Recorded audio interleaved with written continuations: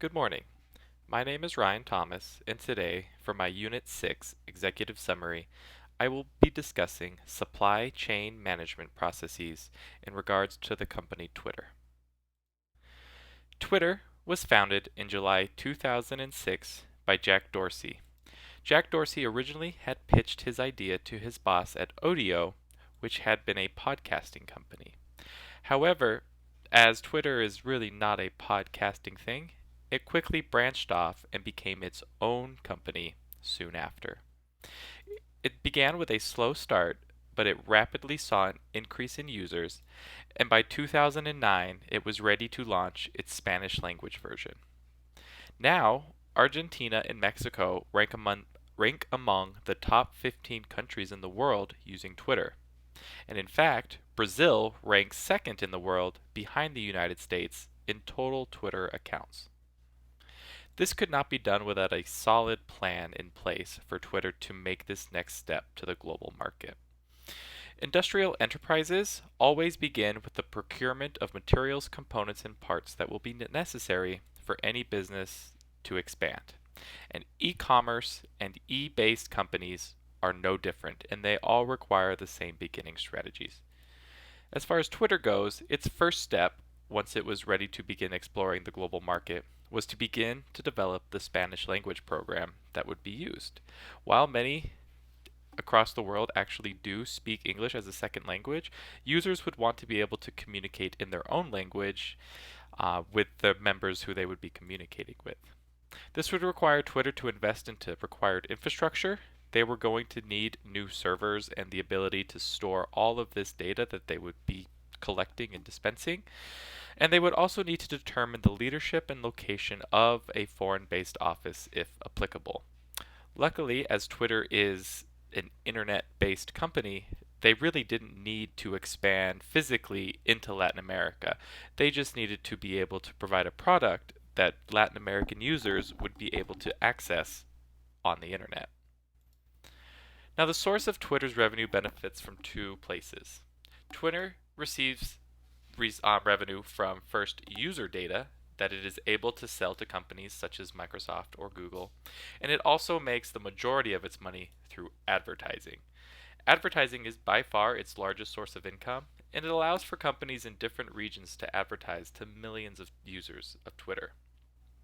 And expanding into Latin America only increased the potential for more diverse companies to purchase ad space. Branching out into Latin America would be what would allow for ad revenue to skyrocket.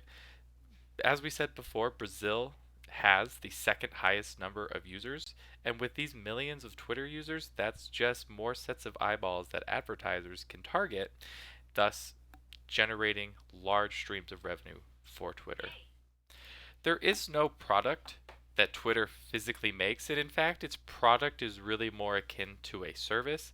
However, we are still going to consider it a product, and Twitter is constantly bettering their product. One of the ways that they do this is by leaving Twitter as an open source product.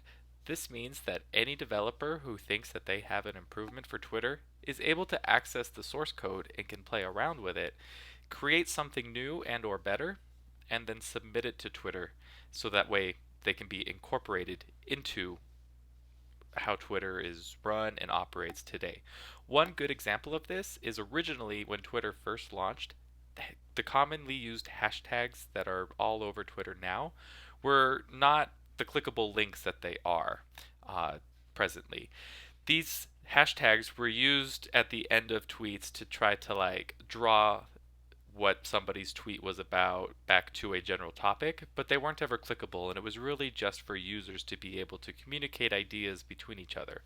However, over time, people began to see the use of these and then created software that would allow them to actually make them clickable, thus turning Twitter into what it is today.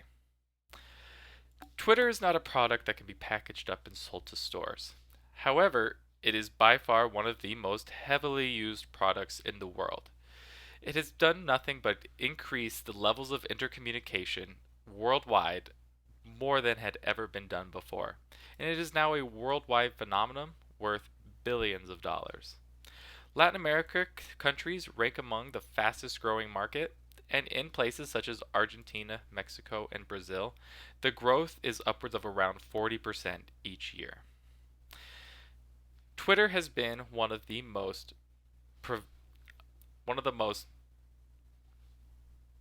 productive companies that have ever expanded into the global market, not just Latin America. And it is through their incredibly detailed supply chain management, controlling every part of the process from when it first became a twinkle in Jack Dorsey's eye to what it is now.